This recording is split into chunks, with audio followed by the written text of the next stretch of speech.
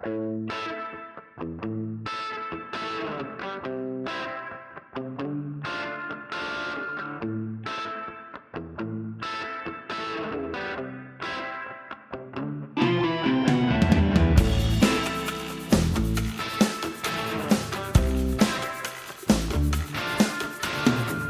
everyone, welcome back to the Clemson Tiger Wire podcast. My name is John. I'm your host as always, and we are so appreciative for you jumping out and joining us for episode 14 of the Tiger Wire podcast. Hey, we are sorry about our absence. It's been a little bit since we posted a couple weeks. We had a big project going on in the student ministry that we lead. But we are back after a couple weeks of absence. And just because we weren't recording anything doesn't mean we weren't keeping up with the Tigers, keeping up with what's going on with our Clemson Tigers basketball team. So we're back. We're going to get it started this week. And we're going to talk. This episode's going to be awesome. We're going to talk about the last 4 games that we've played. We're going to go through the midseason, think about what our feelings are on our Clemson Tigers at this point, what we think about our team and what we think about where we're at right now in the season for the Clemson Tigers. We're also going to give out some midseason awards. We've got 4 different awards that we're going to give out to different players. They will probably never know that they got these awards, but we're going to give it out to them anyway because why not? It'd be fun, right? So hopefully you enjoy that. Before we jump in, make sure you join us over on Twitter at the Tiger Wire. Join us on Instagram, on TikTok, YouTube, all those places. Make sure you go and subscribe, follow us, join us over on there. We have different content on each of those platforms. We would love to see you join over there. And if you want to, tweet us over there on X, on Twitter. Let us know your thoughts. Let us know your opinions on what we talk about. Maybe you think these awards should have gone somewhere else. But yeah, we'd love to see you connected over on there. So with all that being started, let's jump in. If you listen to our last episode before our break, before our little 2-week hiatus, we talked about the last couple losses, right? So before the break, we lost 3 straight. We lost to Miami, we lost to North Carolina, and we lost to Virginia Tech. A couple of those were winnable. Miami, we just played like booty. We did not play well at all. North Carolina, we should have won that game until we fell apart the last couple minutes. And Virginia Tech, man, that one hurt, right? Another 15-point loss. That one hurt. Just didn't play well. Had guys go off on us, and again, like North Carolina, couldn't shoot. But so we talked about those games when we walked through. If you didn't catch that, go listen to that episode. We broke down that last episode. We broke down the last couple games. We ended that episode with saying that the next 3 games after that, so 3 of the last 4 that we've had, the games against at home versus Boston College, home versus Georgia Tech, and then at Florida State. Those 3 games were must wins, right? Those 3 games after a rough start to the ACC, after starting 0-3, not counting the Pitt game earlier on in the season, but after starting 0-3 in our ACC schedule, we had to win those next 3 games. And we didn't just have to win. We had to win confidently. We had to win dominantly. And so now we're going to walk through, and if you've already seen the Tigers play, if you've seen what they've done, you know how it is, but we're going to go through breakdown. So the first game we had was Saturday, January 13th, so a little bit ago. We played Boston College, and that game, honestly, was exactly what we needed. That was the kind of win that we needed. We won the first half by 9, won the second half by 2. Should have been more, but things just fall apart as they get into it. But overall, great win, right? Overall, a great win for the team. Had a lot of good stats. We shot the ball well, 54%. We only 35 from the 3, 7 for 20, but much better than that Carolina game. We won the free throw percentage. We won the rebounds. We lost assists by 1. We won the blocks. We barely lost the turnovers. We won points in paint. We won the fouls. We had the biggest lead. We won that game start to finish. You look across, we won confidently. And we had some pretty big player performances as well, right? For Boston College, they had 5 different players or 4 different starters in double digits. Their leading scorer was Zachary. But Clemson, gosh, PJ Hall and Joe Girard, they did something that we have not seen them do before then, and then even now we haven't, where both of them went off, right? They combined for 52 points, 26 apiece. PJ Hall paired that. He shot 6 for 6 from the foul line, 11 rebounds, 2 blocks, only had 1 turnover, and didn't foul. PJ Hall didn't foul. What? That's crazy, right? Like that doesn't happen. But PJ had a great game.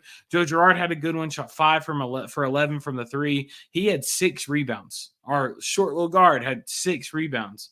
Love to see that. Had an assist, a block, a steal, a turnover, a foul. He had one stat in every category other than offensive rebound, which he almost had a couple. But Joe Girard had a great game. It also paired it with other people having good games. Our other 3 starters, Chauncey Wiggins, Ian Shefflin, Chase Hunter, all had 7 points each. Off the bench, RJ Godfrey came up with an 11-piece off the bench. Love to see that. Boss Lytle didn't score, but had 2 good minutes. Dylan Hunter played a lot, 3 minutes. Josh Beadle played a lot, had 2 minutes. So overall, really good game. Felt really good walking out of Boston College with that performance. And then the next game after that. So remember, had to win all 3. Really had to win all 3 to feel really good about Clemson Tigers. To feel really good about where we're at right now, had to win all 3 of these games. And then we played Georgia Tech. I remember we were at that game. It was a late game, super late game. And what's crazy about this game is Clemson led at every, there's TV timeouts every 4 minutes in college basketball. They're at every single TV timeout. Clemson was ahead. And then Georgia Tech in the last couple minutes came back, tied it up, went into overtime. We should have beat them in overtime, but we didn't. And then went into a double overtime, and we lost by 3. We lost at home to Georgia Tech, which if you're looking at it, that's a rough loss. But then again, they beat Duke. But no, that's a rough loss, right? I mean, we just did not play well. We should have won that game. That's one of those games that we were leading the whole game, but we allowed them to stick into it. We were leading the entire time, but we allowed them to stick around, and it led to us losing the game in double overtime. You looking at stats, Georgia Tech shot a lot better from the fields. They shot 50%. We shot 41. 3-point, we had another game. This is why we lost this game. The 3-point percentage is why we lost. They had another Carolina game. We went 3 for 21. We had 14% from the 3 compared to their 15 for 35, 42%. They made 12 more threes than we did. We made 1/5 of the amount of threes that they made. That's ridiculous. What are we doing? We can shoot the ball, but not according to this.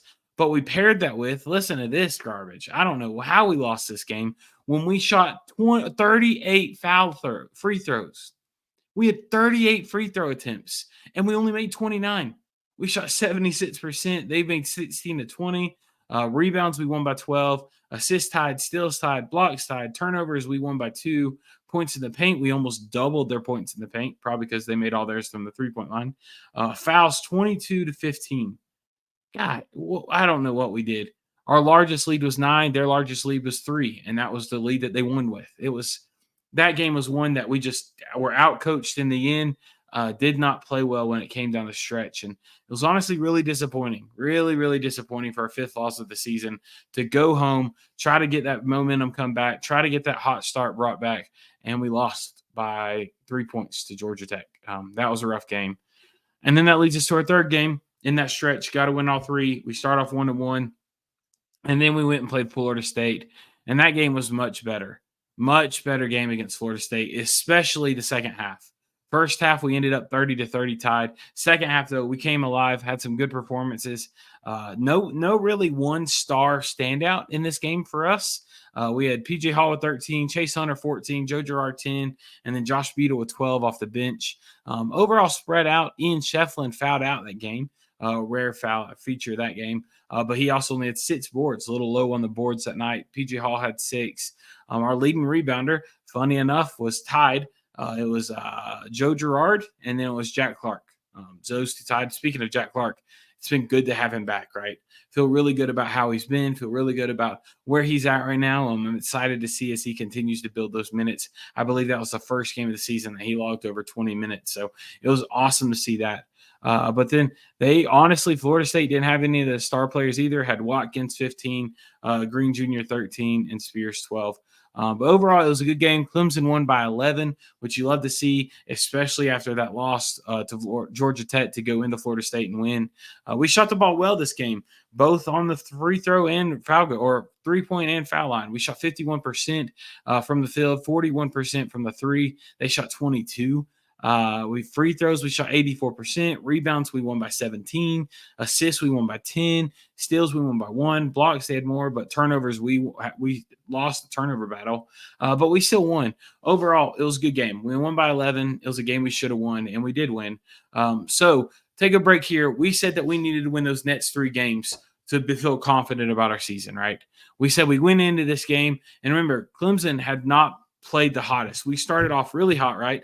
Started off winning 9 in a row, lost to Memphis, won the next 2. So we went into ACC play 11-1, and then we dropped 3 games, 2 of which we should have won. Honestly, all 3 we should have won against Miami, Carolina, Virginia Tech. So we needed to win those next 3 games against Boston College, Georgia Tech, Florida State. We walk out 2-1, which isn't bad, but when you look at it, our first 6 games of the ACC schedule were 2-4. Terrible. And so that's where we were heading into Saturday's game. And Saturday's game was a rare one where we were going to Cameron Indoor, and I felt good about the game. So Saturday's game, we went and played Duke, and we have not won there in over 20 years. We have not won at Duke in over 20 years. And I'm tired of it, right? Like I'm tired of this. And so honestly, going into this game, I felt really good about it. I was watching the games with a couple Duke fans, which never helps. But no, you remember Michael from the podcast? We were watching it together with a couple friends. And I honestly, going into this game, I felt good. I felt like there was a chance Clemson was going to upset them, kind of get that star back. It almost felt like the Alabama game all over again. If you remember, we went into Alabama. Alabama was the favorite, and we walked out winning by 8 points, ending their 19-game win streak at home. It was a game that we were underrated when we walked away, and we should have won it, or we did win it. We won it comfortably, and that's how this Duke game felt. And so looking at the Duke game, it was a tough game. You will not hear me say what I'm about to say a lot. We haven't said it this season. We lost this game based on poor officiating. Our performance could have done better, and we'll get to that in a second. Our performance could have made it where the officials couldn't cost the game. But gosh, these officials were rough. Clemson lost by 1 point. We lost on a foul that was called with 1 second remaining on the clock, where they made both free throws to win by 1 point. That's how we lost the game. If you're a ref, you cannot not decide the game in any sport. Umpire baseball, ref or line judge in bat football. It reminds me of the Chiefs game when he was lined up offsides, and then they had the lateral, and he scored on a touchdown, and it was called back because he was offsides. You can't call that. That's the right call, but you can't make a call to decide the game with that much time, especially a call that wasn't a foul. You go back and look at it. We would love for you to watch that, but gosh, Josh Beadle did not foul him, but they called for a foul, or it might have been Dylan Hunter. But we lost by 1. But that wasn't the only foul that was rough. That call was not the only call that was rough. The first one that sticks out was our technical foul by Jack Clark. So Duke player scored a layup with a different Clemson Josh Beadle scored a layup. I believe it was Josh Beadle. Jack Clark caught the ball and gave it to – he caught it on instinct. He landed, got the ball, and just passed it to the guy, like handed the ball over to the Duke player, only because he was right in front of him. It wasn't malicious. He wasn't shoving it. He didn't say anything. He handed it, turned around, and walked up the court. Nothing was braggy. Nothing was boasty. Nothing was negative at all. But, yep, teed him up, threw the technical out, gave in a very tight, close game, gave Duke 2 shots in the ball. Terrible call. Terrible call. And then we get to the second half, and all over, Duke has been all over. It's been back and forth, right? I think Clemson finally took the lead with like 6 minutes left. I believe that's right. Clemson took the lead with 5.5 minutes left. We took it by 2. PJ made a layup to go up by 2. But overall, it was a good game. Late in the game, we should have won it. Here's the part where we should have played better, where the officiating didn't matter. So here, I'm going to say the officials cost us the game, but I'm also going to say our performance made it available for the officials to call that game. We put ourselves in a spot where the officials could call that game. Late on in the game, Josh Beadle made some free throws that we scored. It was back and forth. And then they had we had 2 chances where they missed a 3-point shot. They got an offensive rebound, and then they missed another 3-point shot that were both wide open that should have been made it. Went back and forth, and we had a chance to seal it. We had a chance to seal the game where we get the victory. And instead of doing so, we were forced to turn the ball over three straight possessions. Three straight possessions, we turned the ball over, and two of which it wasn't defense caused fall at all. It was just poor, dumb plays on our side. So without those three possessions, without those three forced turnovers, we easily win that. You hit one at two of those shots instead of those turnovers, completely different game. We go in and we win. We walk out winning.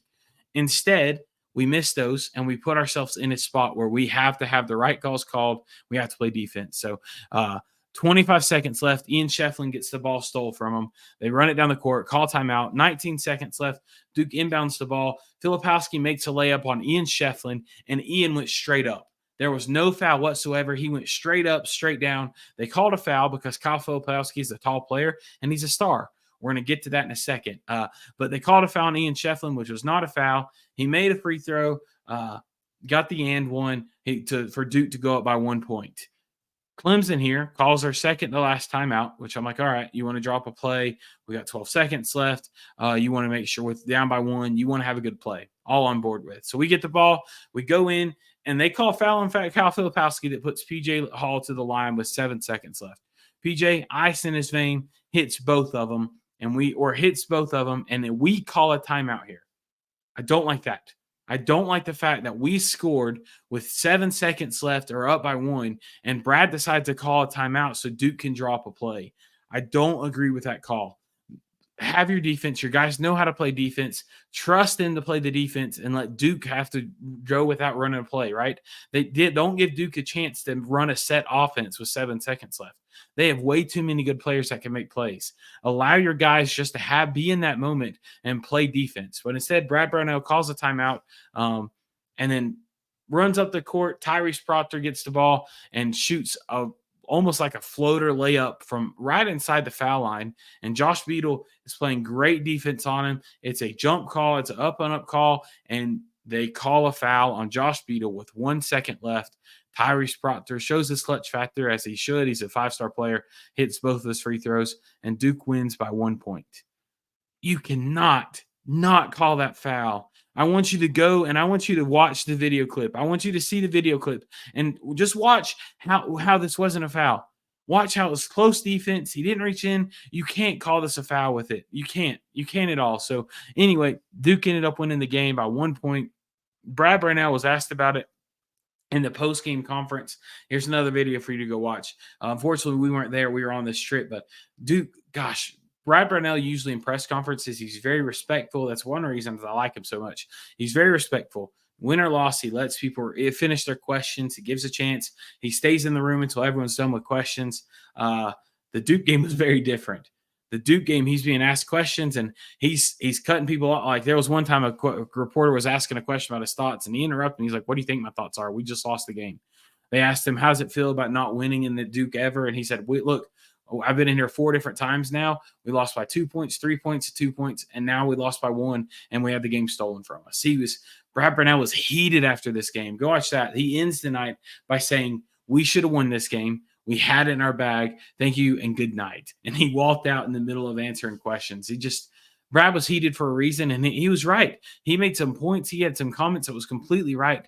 We lost this game because we couldn't hold on to the ball, but we should have won that game how it was. Even with the turnovers, we should have won that game. But a ref that we have had history with, Brad talks about it. There was a ref in this game that called that foul that we've had history with for many years, and he always seems to lean the other way. Always. It was a rough situation. I'm surprised it's not being looked into. It was rough. That was rough. Honestly, watching the game live, I didn't realize how bad the officiating was towards the end, but going back and looking at it, either way, it was rough. But I don't want to be that guy that always blames the refs. I also want to say, like I said, Clemson had chances. We had chances to score. We had chances to hold the ball. We had chances to work the clock. We had chances to not call a timeout to give them a play that they can sit and run. We had every chance to win that game. We lost it. Officiating helped us lose it, but it was disappointing. But Brad Brownell, I want to talk about something that Brad Brownell mentioned that I think is very true, specifically about this Duke-Clemson game, but also just Clemson basketball as a whole. I think the more I watch this game, the more I'm watching ACC basketball and honestly basketball as a whole, you see the players with the most talent. You see the really good players in the ACC and in the league, and you see these players being really good, and you know the star players, right?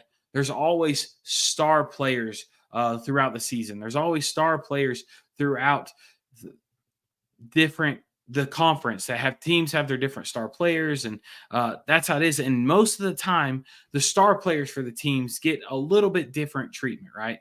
The star players for whoever the teams are, the star players for the specific teams, they get a little bit special treatment. They get the calls called for them more.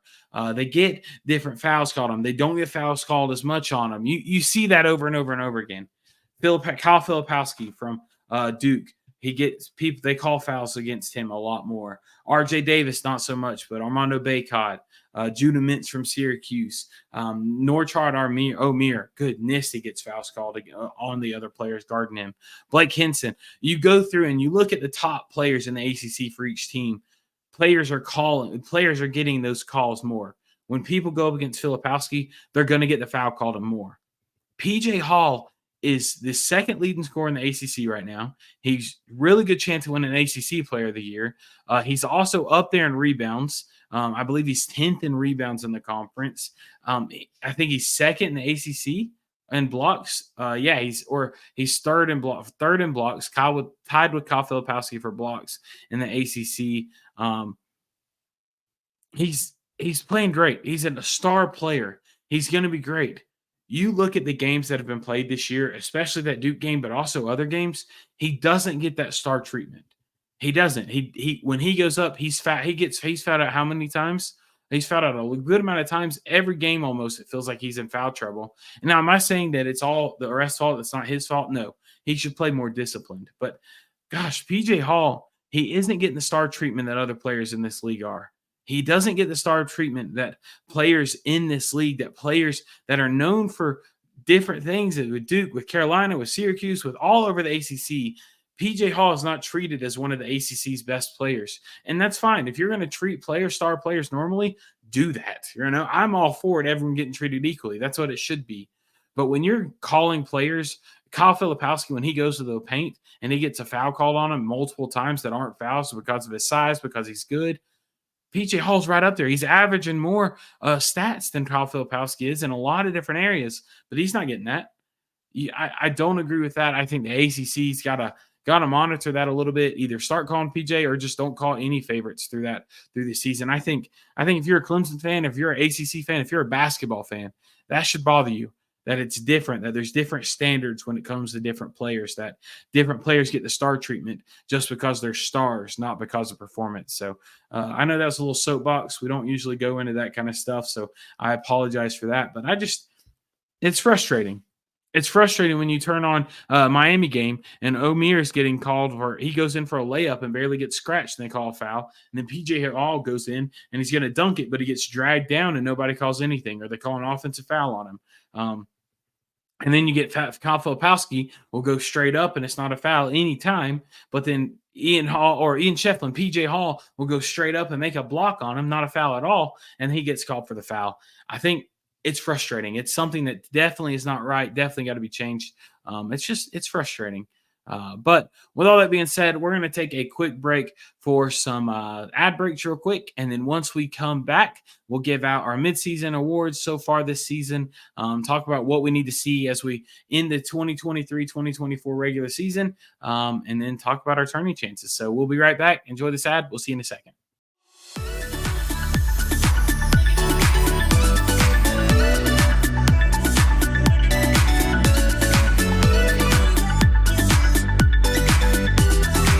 Welcome back. We are so glad you are here for the Tiger Wire. Thanks so much for joining us. We do want to jump in, and so we're going to kick it off with our mid-season awards. We're about halfway through our ACC regular season schedule, and we've got 4 awards that we want to give out. Like we said at the beginning of this episode, the players probably are never going to see they got these awards, but we're going to give it to them anyway because it's going to be fun. And so we've got 4 different awards. 3 are positive, 1 is hopeful. So we'll go through these. The first one is our future MVP.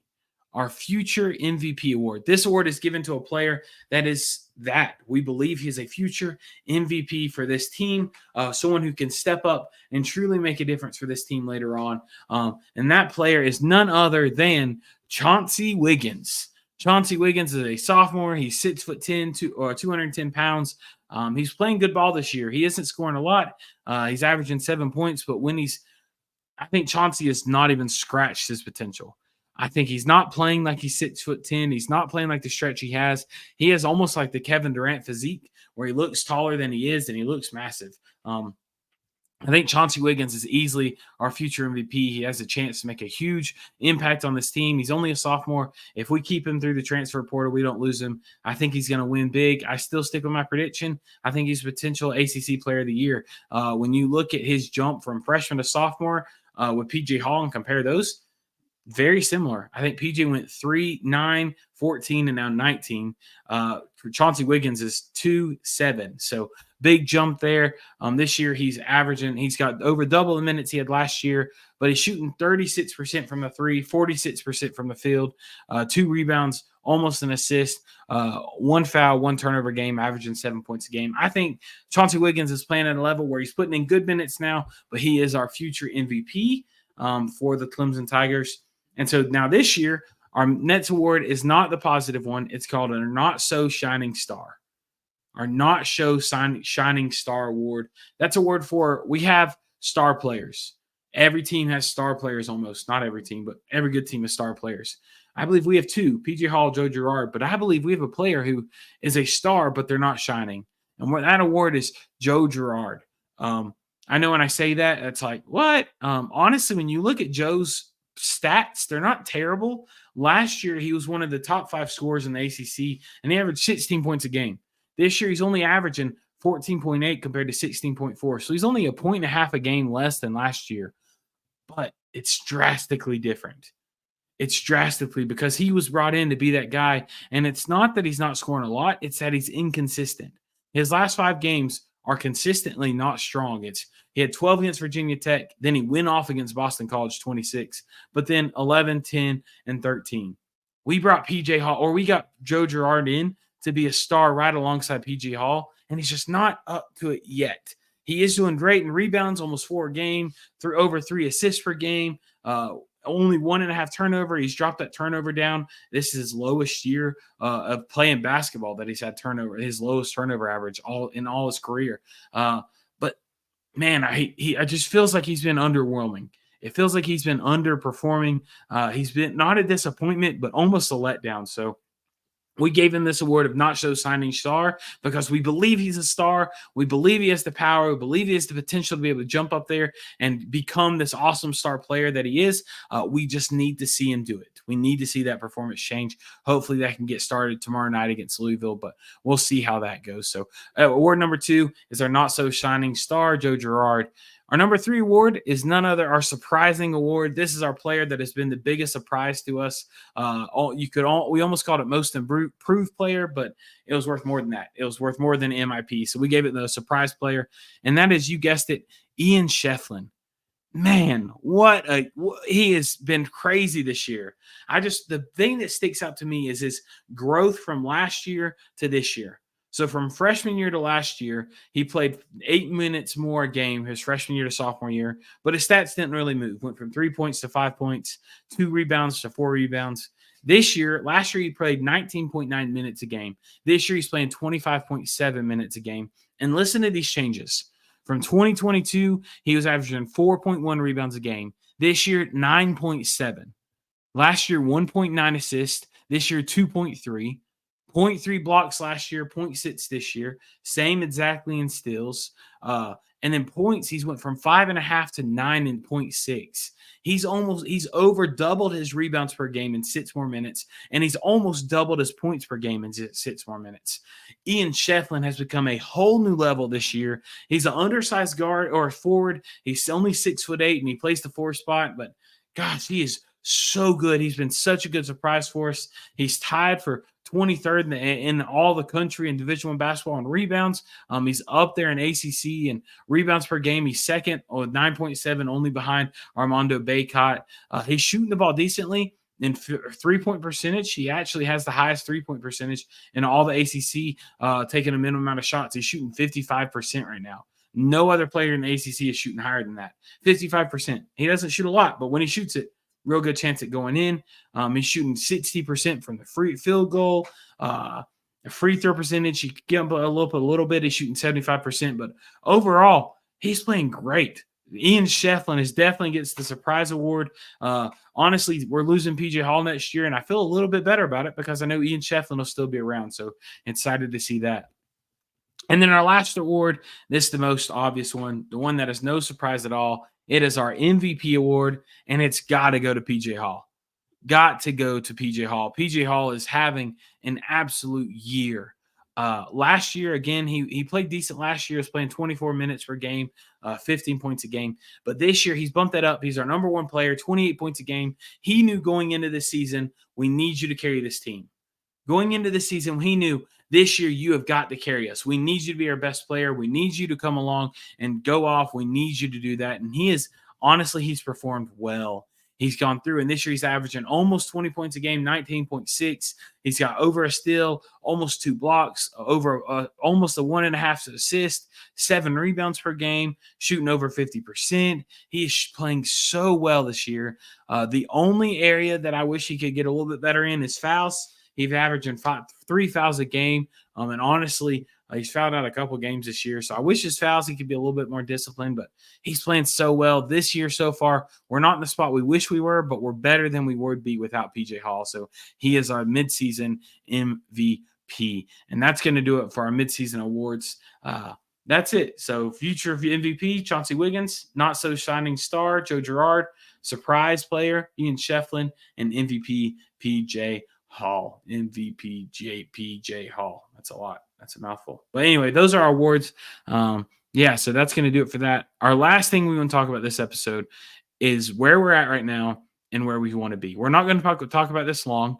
Here in the next couple of weeks, we'll bring back Anthony and Michael, and we'll be doing our midseason kind of wrap up, compare our rankings, go through each of our teams and all the teams in the ACC, talk about where they are. So we'll save some of this for that episode. But just real quick, we want to talk about Clemson. Going into this season, we projected Clemson to win our first ACC conference win, our regular season champions. That's not going to happen. It's not standings right now. I think we're in 10th right now. We're 13-6 overall. 5 of those losses are in the ACC. I believe we're 3-5 in the ACC right now. It's been rough, right? It's been a little disappointing, especially our last 7 games. Yeah, we're 2-5 in our last 7 games. 2-5 in the ACC plus 3-5 with that win against Pittsburgh earlier. Guys, we're at a spot right now where we've got to switch it up. We have 1, 2, 3, 4, 5, 6, 7, 8, 9, 10, 11. We have 12 games left in the regular season, all against ACC players. I think, honestly, for us to make the tournament, we've got to win 8 of those 12. Going into ACC, we were almost a lock at like a 4 or 5 seed, potentially higher than that. And then now with ACC play, with winning or losing 2 of our last 5, or 5 of our last 7, with starting off terribly in the ACC, our last 12 games, we have got to win. My guess is I say if we win 8, we're in. If we win 7, we're on the bubble. If we win 6, we're out for sure. That's my prediction. The games that we play, we've got 8 that we should win. We play at home against Louisville, we should win. Home against Virginia, we should win. Away against North Carolina, toss-up. At Syracuse, we should win. Home against Miami will count as a toss-up. Home against NC State, they're playing good ball, but I think we should win that. At Georgia Tech, we should win that. We should get it back for beating us here. Home against Florida State, we should win. Pittsburgh, we should win. At Notre Dame, we should win. Against Syracuse, we should win. At Wake Forest, that's going to be a tough one in this season. But right there, we've got 7 easily must-wins, 2 tough games, and then 2 toss-ups. So we've got to win that, right? Through those, I think we definitely have to win those games. We're excited about it. We'll see what happens. I think we've got to win 8 out of 12 for us to make the tournament, but I think we can do it. I think we're still a tournament team. It's not that I think we're any less good than I thought we were at the beginning of the season.